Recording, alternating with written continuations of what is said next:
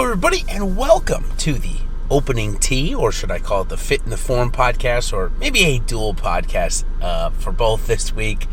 Coming up with a name for both kind of just sounds a little bit too long, but because we had a Labor Day finish, Monday finish, and the fact that the 30 golfers that competed in the Tour Championship are actually not here to compete this week. None of them. Not one single one. So reviewing the players, or reviewing the stats, I should say, of the players that played in it, kind of seems redundant and unnecessary since the fact that none of them are playing here this week. So it's going to be a little bit of a different podcast. I'm going to flow through some of the information, though, that you'd normally find in the Opening Tee podcast. Then I'll head right into the Fit and Form portion of it. Kind of probably be around 20 to 25 minutes this week. And, of course, next week, listen, we're going to be back to what we would call normal for the United States Open. You'll hear the first cut on Sunday. You'll hear the Fit in the Form on Monday. You'll hear the Against the Grain on Tuesday night, Wednesday morning. Of course, if that's your listening schedule, that's when I'll be putting them out.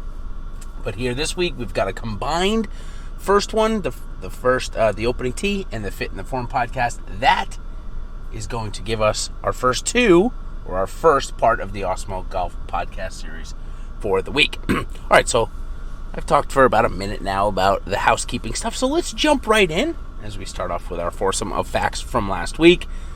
Obviously, goes without saying, if you watched golf this week during your Labor Day weekend, which happy Labor Day weekend to you all. I hope everybody enjoyed their extended vacation, or weekend, I should say. Maybe some of you were working on Labor Day in a service part or something, and certainly appreciate that. Now, on to the foursome of facts for the week. Dustin Johnson wins, obviously, but so does Xander Schauffele. Now, if you bet in the outright markets this week, then Xander Schauffele, or I should say the outrights without the handicap, Xander Schauffele would have paid off for you, so certainly a pretty good bet there. For all intents and purposes, for the second fact of the week, I'm going to tell you that I think the system worked. I think that the way the PGA Tour set it up this week, in fact, worked. I don't see any problem with the way that they're trying to accomplish this. You know, this was kind of my big thing last week, so I'm not going to harp on it this week. It is a perfectly fine solution to the end of a season, which never has to end. They just wanted to, and of course, corporate dollars will certainly help in precluding that, to FedEx being one of the biggest sponsors of the PGA Tour. Okay, third, speaking of PGA Tour, we're going to flip overseas to the European PGA Tour. And Valderrama is holding its own there in Spain. What a golf course. +2 is the winner on the European Tour. We have an over par winner. Man, I hope we get a major there someday. I mean, it would just be incredible. We had some Ryder Cups there. I think we're going to go back there again. But, man, whether it's a PGA Championship or that's, I guess, the only one it could be, because they're not going to do the British there, or the Open Championship, I should say. And they're certainly not going to do the U.S. Open because it's not in the U.S. But the PGA Championship, maybe someday. Probably not. I'm probably just kind of hypothesizing, or more fantasizing than hypothesizing. Lastly, in my foursome fact for the week, and maybe certainly something to look at for Wingfoot for next week, Scottie Scheffler is really in form. And now, those weird, random tournaments, I guess they weren't weird. They were, what do we call them? The fundraising efforts during COVID that the golfers tried to do in their local games. Scottie Scheffler actually played really well through them. Now, granted, they were, home games and whatnot, but his form seemed to be pretty good. When he first came back from the restart, it looked pretty poor, but these last 5 starts or so now have been very impressive, as he was one of the biggest movers of the week, finding himself, I think he tied for 5th with a late Morikawa bogey, so pretty good stuff from Scottie Scheffler there. Okay, so I just mentioned Wingfoot coming up next week, the U.S. Open. Of course, we have a very, very weak field this week, too, for the Safeway Open. So, what better time to use the information and stats and everything else we've got to offer here at Awesemo Plus, just $8.95 for the week. And, of course, if you want to join us for the next month, which is going to get you a major and 2 or 3 swing events, which, of course, the field is always just a little bit weaker, which always needs more research, always needs a little bit more time spent on it, but I believe the edge is there. So come join us for that edge. Again, $8.95 for the month. For the week, $29.99 for the month. A great complement to your other weekly DFS sport, of course, NFL. Okay, let's go on now to the DFS preview. Speaking of DFS, a DFS preview for the week. DraftKings and FanDuel obviously lowering their prize pools for the Safeway Open because of NFL coming back, but DraftKings still putting in a good effort to their golf product. They're offering $200K to first, a $750K guaranteed $25 buy-in. The high dollar buy-in this week, the $500 is offering $100K to first, and then we get $50K to first for the $200, $100, and $5 buy-ins. FanDuel really taking their prize pools down this week, a tenth of the size of this past one, which filled with no problem. They're offering a $10K to first, $50K guaranteed contest. Oh, terrible. But with a lot on the line for NFL, I guess they suspect that play will be down. Last time they did this, though, contest filled by Tuesday. So let's see if that demand is certainly there, or at least it was the last time they did something like this. All right, let's get off with the housekeeping stuff here and get into some important statistics for the week and learn a little bit about the Safeway Open, which is played at Silverado Golf Resort and Spa. It's been around for quite some time, but we've had a major renovation done to it back in the early 2000s, done by Johnny Miller, and he turned it into a real, I should say the later part of the first decade in the 2000s. Really made it the championship course that you see it here as today, which is a par 72, 7,100 yards.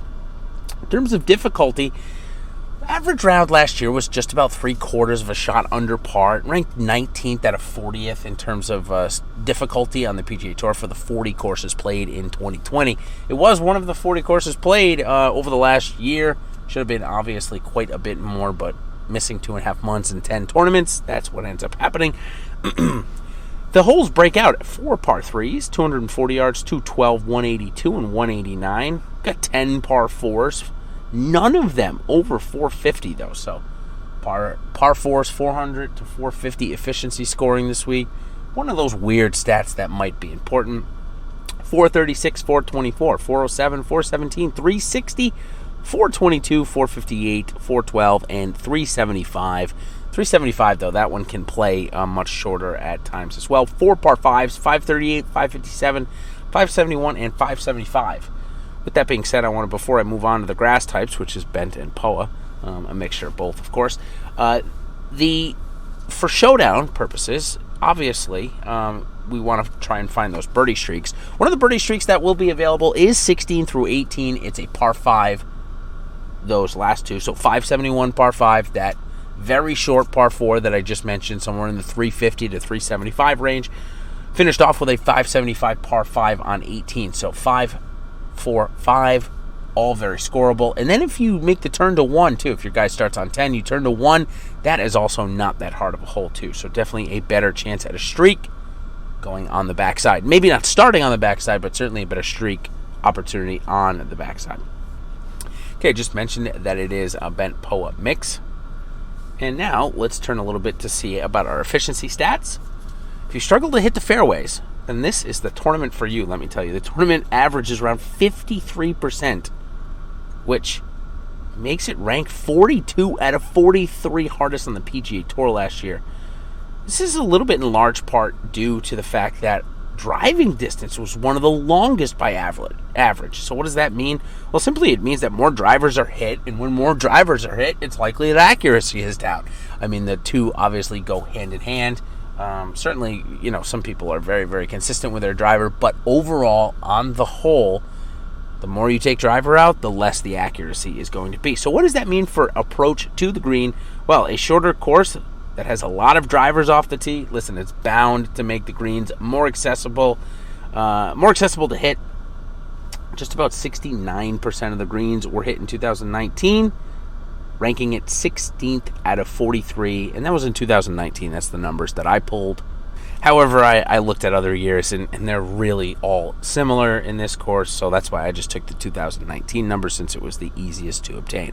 If you do end up missing the green, which I don't know if I mentioned yet, I apologize, hit 69% of the greens, or just about there last week, ranking it 16th out of 43. If you do miss the green, which is just about 30% of the time, you're going to get up and down just about 60% of the time as well. So let's actually just try that again. All over. Let's just erase the last 5 seconds out of your mind. Okay, the approach to the green, shorter course, is bound to make greens on the more accessible side to hit. Just about 69% of the total greens were hit in the 2019 edition. Like I said, easier for me to pull the stats. Ranking it 16th out of 43rd. Now, around the green, when you did miss the 30% of the time that you did, you got up and down just about 60% of the time. That puts it on the harder side versus other PGA Tour stops, somewhere in the 18th out of 43.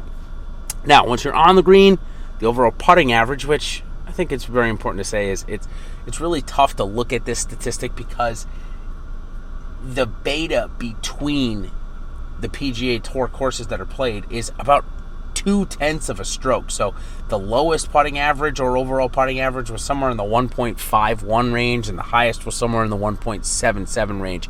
So again, there's not a lot of beta, but still, thought I'd mention it was about 20th out of 42nd. So kind of right in the average, or right in the middle of other PGA Tour stops. So maybe not that hard, but not that easy either once you're on the green.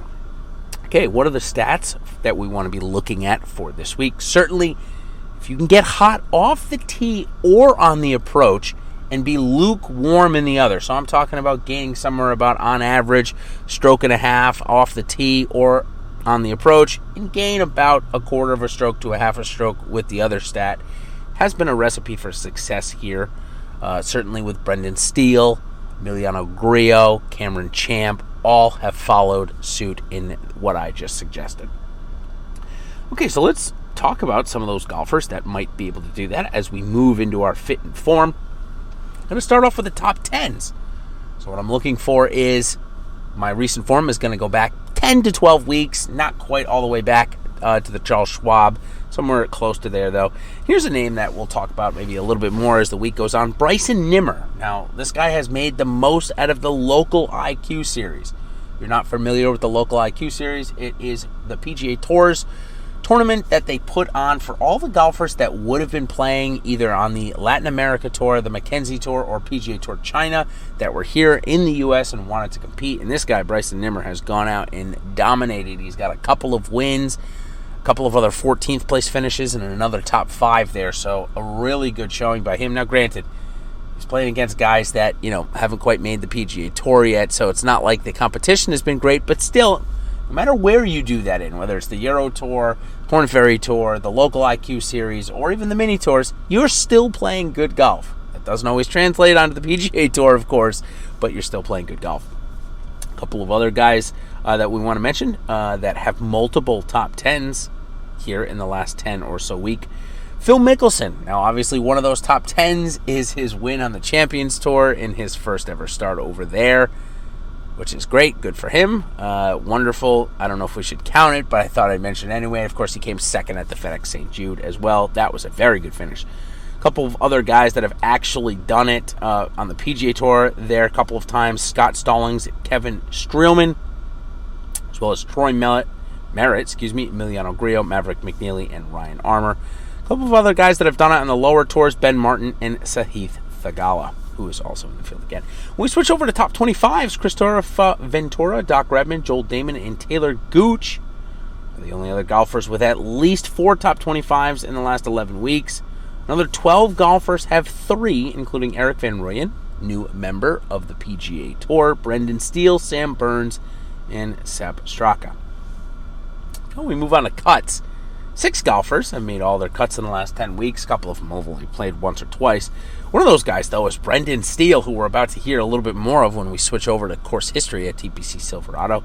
Wes Bryan and Mark Hubbard are 2 other ones, but that's if you give Mark Hubbard a pass on his withdrawal that happened 9 weeks ago, and it was after a bad round or 2, so probably have to throw Mark Hubbard off of that, but the way I look at it, I guess he hasn't missed a cut yet.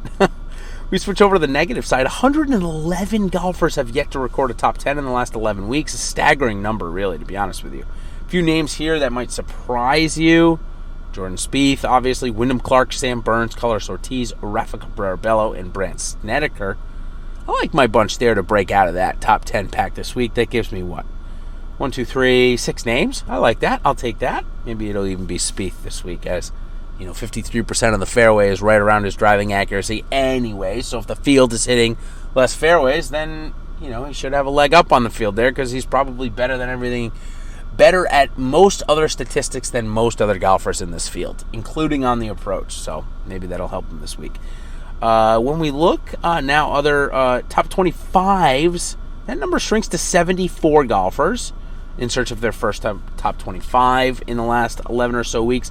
Some of those more surprising names you may find on the list: Nate Lashley, Keegan Bradley, who's been really close in his last two, Brandon Grace, and Andrew Putnam. And when we look at the negative side of the cut department, Sebastian Kaplan, Martin Traynor, and Nelson Ledesma, man, they're really struggling right now, as is a few others, including past champion of the event, Kevin Tway, missing 4 cuts. It's been a struggle for him.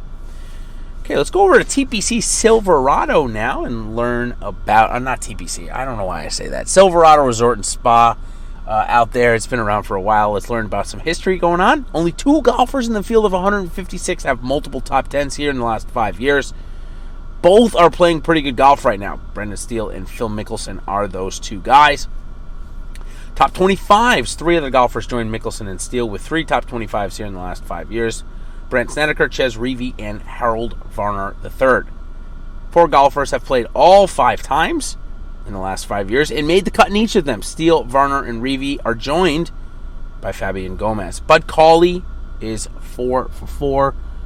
Snedeker is 3 for 3, and a couple of other guys are also 3 for 3 there as well. Okay, now when we switch over to the negative side.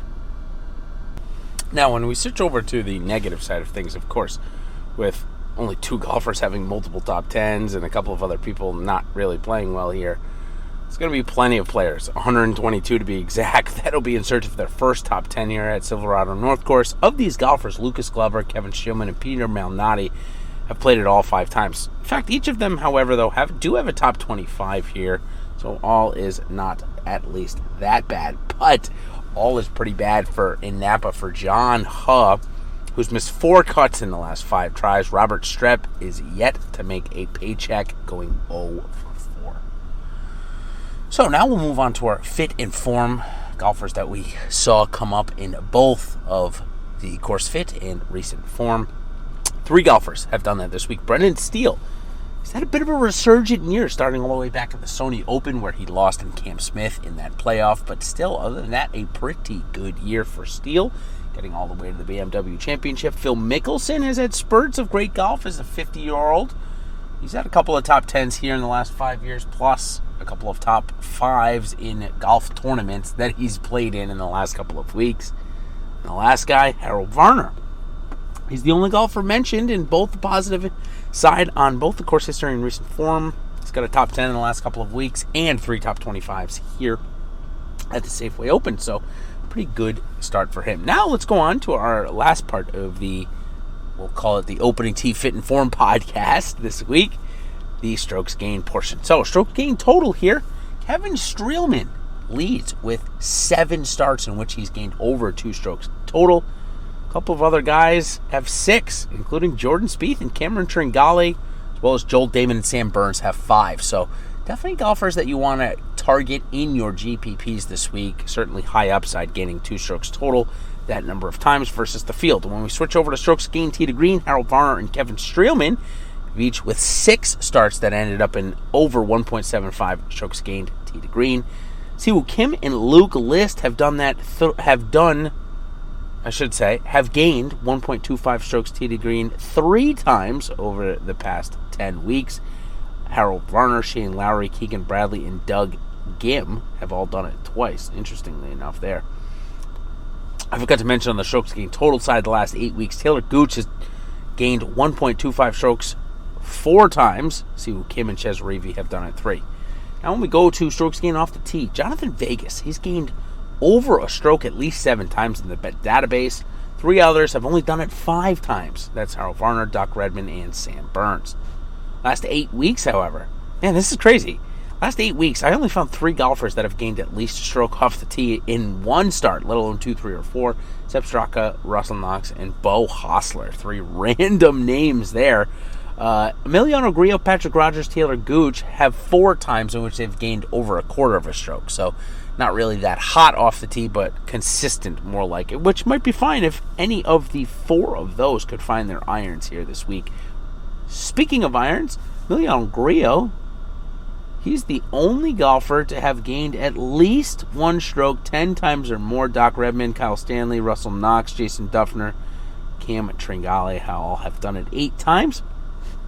It's in my database. In the last 8 weeks, Keegan Bradley and Brandon Grace, as well as Siwoo Kim, have all done it twice, gaining over 1 stroke on the approaches. Last couple here as I approach the 21 or 22 minute mark. Stroke gain around the green. It is the Jordan Spieth category. There's no doubt about that. He leads in the data set with number of times gained over a stroke around the green. I think it's getting close to double digits there. And he also leads in total strokes gained around the green over the last 10 weeks in the field. So I guess I gave Spieth his 20 seconds of fame there, because it's not going to be the Jordan Spieth category in strokes gained putting. In fact, he has yet to gain a quarter of a stroke putting in the last 10 weeks. Think about that. No times. Now, granted, maybe some of the strokes gained he gained around the green were with his putter, but it goes to show you that when he's been putting on the green, it has not been good. Surprisingly. It has been good, however, for Aaron Baddeley, Troy Merritt, Maverick McNeely, and Doc Redman. They've all gained at least 1 stroke in the last 8 weeks multiple times. Believe it or not, Denny McCarthy hasn't even done that, although Denny McCarthy is one of the leading top 10 in average strokes gained putting. So he's been maybe a little bit more consistent and not as hot as we've seen him certainly in the past. Okay, well, that is 22 minutes of some solid information going into this week for the Safeway Open. Of course, I am on a little bit of a road trip vacation with the family. I guess I shouldn't say a little one. It's about 10 days long. We're almost at our last destination here in Hilton Head, where we'll be spending 4 days. In fact, I might even find my way over to Harbor Town to play around if I do find the time. If not, I'm sure I'll find one maybe a little bit closer to my hotel where I'm staying. Of course, it's a Disney property. In case you didn't know, Disney does have properties all around the world, and there happens to be one in Hilton Head where we're staying. So I will be off the Wednesday show due to the fact that I don't know that I'd be possibly at 8:30 on vacation, 8:30 at night, be able to give a quality show. So I've got my buddy Jeff stepping in for me, and of course Ben Raz will be there. But what I'm going to do is I'm going to be able to put together, of course, the Against the Grain podcast with no problem. You'll hear that Tuesday night, Wednesday morning. And then what I'm going to do this week is I'm going to, since I'm not going to be on the show, I'm going to put out a podcast, a subscriber-only podcast, so another reason to join the Awesemo Plus side, where I'm going to talk about all of my plays in the winning element and how I am dueling out, or I maybe shouldn't say dueling out, allocating all of my plays for the week. So it should be a good, short, fun pod that I'll do to make up for not being on the air this week. So until next time, everybody, check out, of course, the Fit in the Form article and the strokes gain analysis, as well as the first cut, all live and free on the Awesemo website. Just go to awesemo.com/PGA, and you'll find all of the awesome articles that we put out, including the 3 that I just mentioned. So, then until next time, everybody, thank you for joining this, we'll call it the Fit in the Form Opening Tee podcast, part of the Awesemo Golf podcast series. So, thanks again, everybody, for joining, and we will see you on the other side. Cheers.